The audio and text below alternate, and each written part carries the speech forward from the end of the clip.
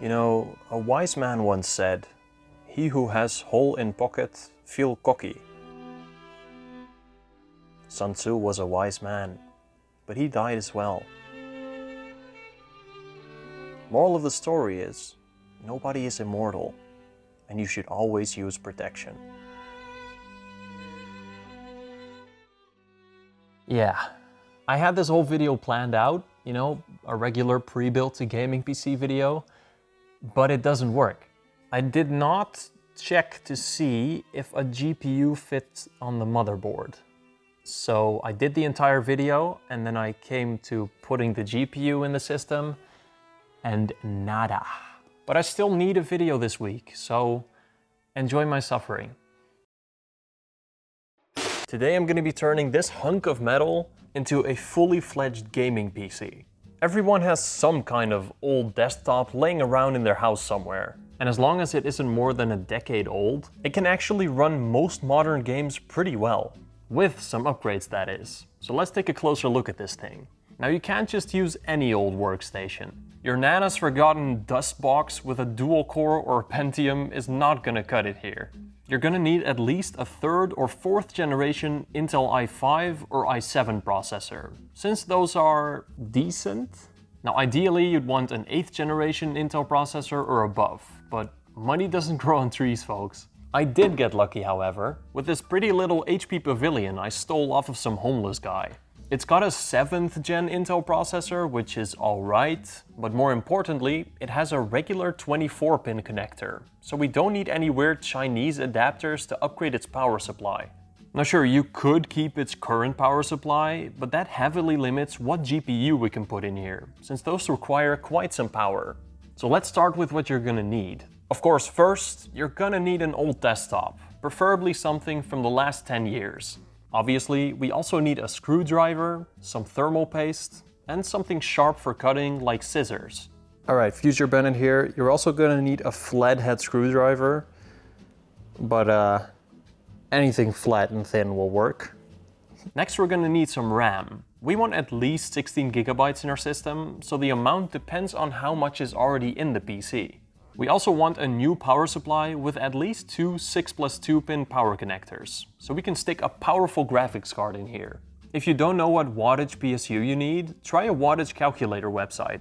And this time we've got a pretty fast GPU, a Gigabyte RTX 2070. Of course you can get a cheaper GPU, but again, try to stay within the decade. And finally, we need a pretty little case to stuff that all in. RGB and a glass side panel is obviously required.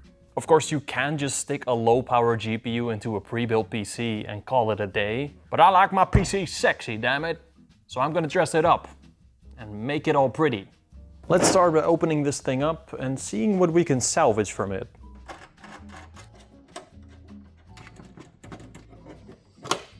Okay, so here we have a 240 gigabyte SSD and a 1 terabyte hard drive. Hard drives may be a little 2013, but most games still run on them, and it is storage, so we're gonna reuse it. First, let's unscrew these 3 screws. Next, we can take out this DVD drive. Yeah, nobody uses DVDs anymore. We might need to, dust this thing off a little bit. The screws for these are actually behind the front panel, so let's try ripping that out. To there.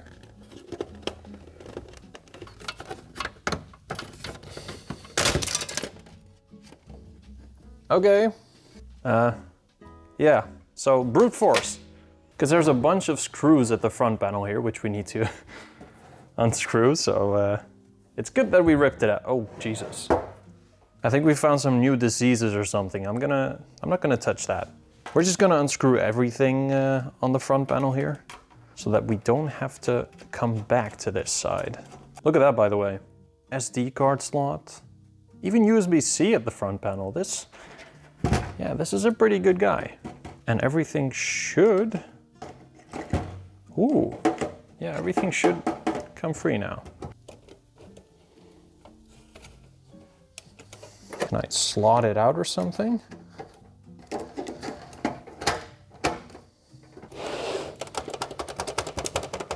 Okay, I found it, and I'm incredibly stupid.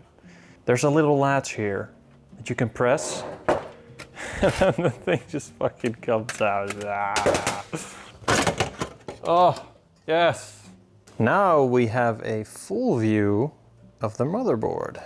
And of that regular 24-pin connector. So we don't need any weird adapters. And this should just work in another PC case. We're gonna need this CPU and its cooler, even though it's not super impressive, but yeah, the chip in here is not super high power, so it should do the trick. There's also 8 gigabytes of RAM in here, so we can easily just stick an extra 8 stick in here.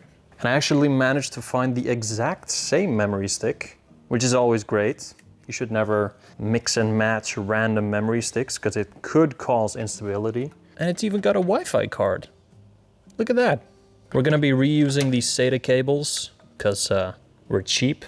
And it does have a USB 3.0 header for the front panel, but it's blocking the GPU, so I really hope we're not gonna encounter any issues on that. And it even has an M.2 slot with a drive in there. So yeah, I don't know why this thing is in here, but hey, that's great. So let's start by just removing everything from here, and then we'll work from there. First, we're just gonna unplug every single cable on here. What the hell is this? A SATA to 2 SATA. Yeah, that's safe. We might need longer ones, but I think these will be fine. Jesus, look at that. That's dust. Ah, this one's always a bitch. Ooh, there we go. And I think this is for the power cable, so all the front panel stuff. I really hope this is the ATX standard, because then it'll make stuff a lot easier for us. Look at this. Don't forget these little antenna cables. We might need to rip these out so it has better connectivity, but we'll have to see. And now that everything's unplugged, we can start unscrewing it and take it out. HP, why can't you just use regular screws? Why this? Why the Star of David? Okay, I don't have a bit for this, but this is flat and... Oh shit, I think I already bent it, but hey, it screws. It's working.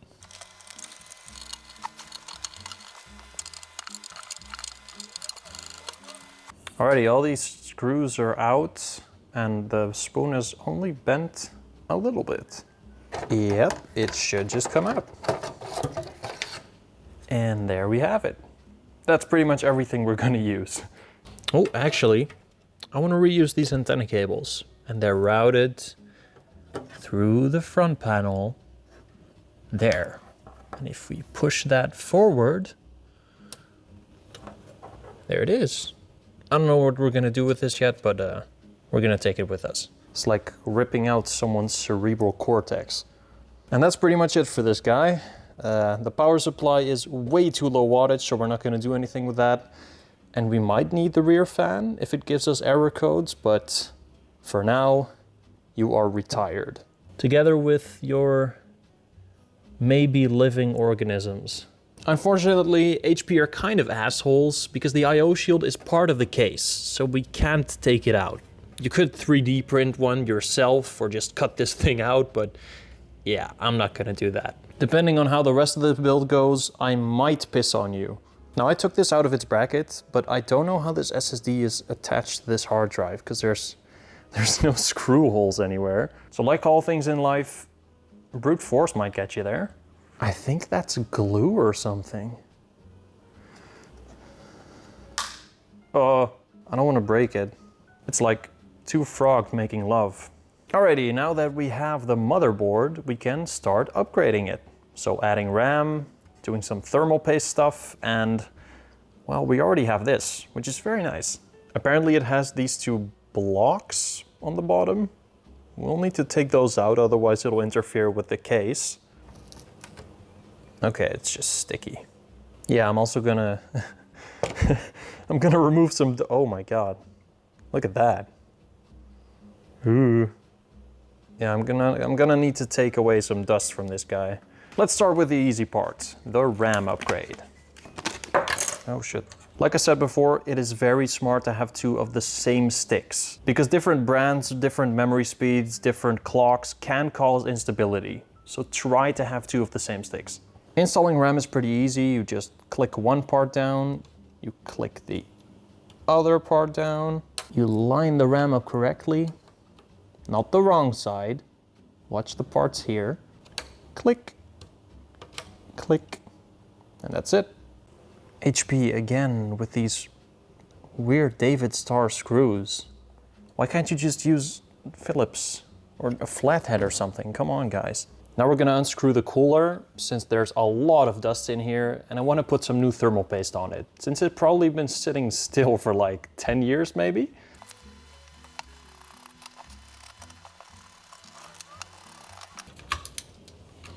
And then once we unplug it, there it is. And it is, oh yeah, it's very dry. This stuff is crusty. And there we have our, oh my God. I don't think the thermal paste was even making contact. This thing would have burned if I turned it on. But there we have our 7500, which isn't, I mean, it's not top of the line, but should be good enough for now. And between these fins, you can very clearly see probably 10 years worth of dust.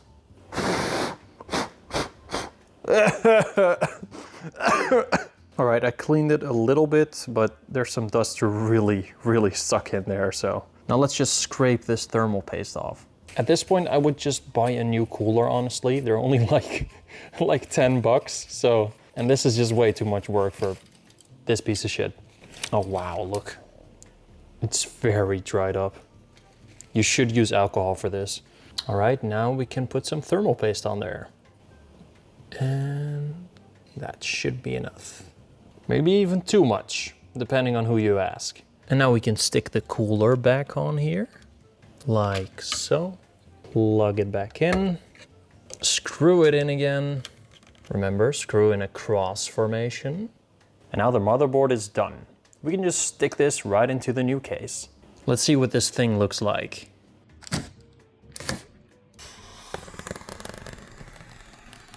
Oops. Yes, that is a fish tank case. Never worked in one of these before, but damn, is it pretty. Smells a bit like nuclear waste.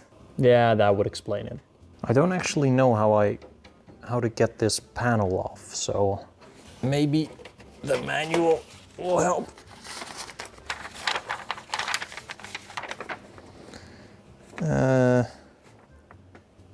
Brute force? Oh, Jesus. Oh, that's scary. Just a glass plate like this. Okay, now we're in here. So, that looks cool. It's actually pretty cool. It's like completely screwless. Very nice. We do actually get 3 fans in the box, which is nice. But we don't have an RGB controller, so it's all just daisy chained together to one Molex port. So they're not gonna be loud, but they're not gonna be quiet either. All right, I'm gonna compare which one of these cables fit on this motherboard. And I'm gonna cable manage them and I'll explain what I've done later. Here's our little sack of screws. So this thing has a regular 4-pin CPU connector. I hope a regular ATX front panel connector, a Wi-Fi card, 2 SATA slots, which is not a whole lot, but we're only gonna need 2. A front USB 3.0 port, which again, I don't know if we're gonna be able to use because the GPU might block it. A regular 24-pin connector, which is very nice, so we can use any power supply we want. And an ATX standard audio connector, so we can have audio on the front panel. And also this little guy that'll go beep. All right, here's what I found out. Unfortunately, we cannot use front USB 3.0 since it'll block the line of sight for the GPU. You can get a 90-degree angle adapter for this, but I don't have it, so we're just not gonna plug it in here. We also can't connect the front USB 2.0 ports since HP uses their own proprietary connector for that. which is, in my opinion, incredibly unnecessary. So, and I'm hoping all the front panel connectors here work as well, because I think this is a standard ATX port. So that's only 2 cables that we can plug in. The rest of this is fair game. So let's get into it. Since these 2 drives are having a good time and I can't get them apart from each other, we're just gonna insert them like this into the drive bay right there. Okay, never mind. Maybe I can't get it out of here some way or another. It's really stuck on there. Oh shit. Oh. Well, for education purposes and completely on purpose, the SSD fell apart. So that doesn't fill much in here, does it? Jesus, look at this poor thing. What the f is that? But I still need to get this thing off because it doesn't fit. Why would you do this? Jesus, this poor hard drive. It's like a glue strip or something. There we go. Okay, oh, there we go. It actually has this really cool click-in system. So you don't need any screws, which is cool. All right, now that we have those 2 levers in there, let's install the power supply. This might seem like a very sketchy power supply, and it doesn't have any 80+ rating, but I've used a lot of this brand in my previous builds, and I've never had any issues with them, so yay. If you're doing this yourself, it's a good investment to buy a good power supply though, mainly because you might not have any fire insurance. Fan down, we just stick it in here and we slide it into place. It's lined up here, see? Little screw holes, and then we can just screw it into place. And there we go. Even more cables to worry about. I'm gonna route these through the front beforehand, and then I'll show you where I put everything. I'm gonna stick one of these SATA Molex combinations just at the back here, since we only need one of them. And right away we can connect this Molex connector to the one that's connected to all of the fans around. And we can connect these 1, 2 SATA connectors to the hard drive and the SSD back there. And then with some amazing cable management, hard drive is connected, SSD is connected, and that fan connector is connected as well. Alrighty, I routed all the cables through. So on the bottom here, I have the HD audio connector for the front panel, the 24-pin connector for the power supply, and the 6+2 connector for the GPU. Then at the top here, I have 1 4-pin CPU power connector, and all of those front panel connectors that hopefully fit in the motherboard. And the cables that don't work, so the front USB 3.0 and 2.0 cables, I'm just gonna stuff in here. And I think now we can actually insert the motherboard. So let's try that. And if I'm correct here, it should just, it fits. It actually uses standard ATX screw locations, so this thing is gonna fit in here just fine. Thanks, HP. But yeah, we don't have an IO shield, so it looks a bit sketchy. Not thanks, HP. So with that little sack we got from the case, we can just use these screws and screw it in. This case gives you a lot of space at the top and on the side here, and they actually give you the long screws needed for AIOs, which is very nice. And now it's in there, and we can start connecting all the cables. First the big boy, that 24-pin connector. Next is the HD audio connector, just like that. Then we can do the CPU 4-pin connector, like so. And now all that's left is all of these front panel connectors. Let's try if it's just the standard configuration. Let's hope this works. If it doesn't, well, I'll try some other stuff. Now let's do some cable managing and I will get right back to you. It's certainly not perfect, but hey, it fits. And it doesn't look too cluttered. And with this beautiful fish tank case, we can take a good look at all that pretty green. I mean, you could also just look at this as a Razer special edition, you know? And now we're almost done. We just need to put the GPU in there. So let's do that. First we need to undo this thing. Oh, I'm pretty god that this thing fits. How the fuck did I not think of that? Oh, that's so stupid. That's so fucking stupid. I completely forgot the thickness of this GPU. So when I try to put it in here, it's being blocked by the 24-pin connector. So you can't install a GPU on this PC. I thought about just using a PCIe extension riser cable thing here, but it doesn't fit here, it doesn't fit here, and it doesn't fit anywhere else either. So,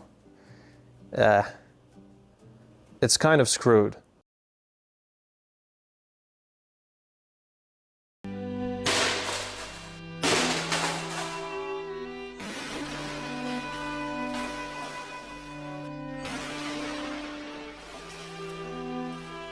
Just kidding, guys, I'm not destroying a working PC. Here's a free product key for Windows though.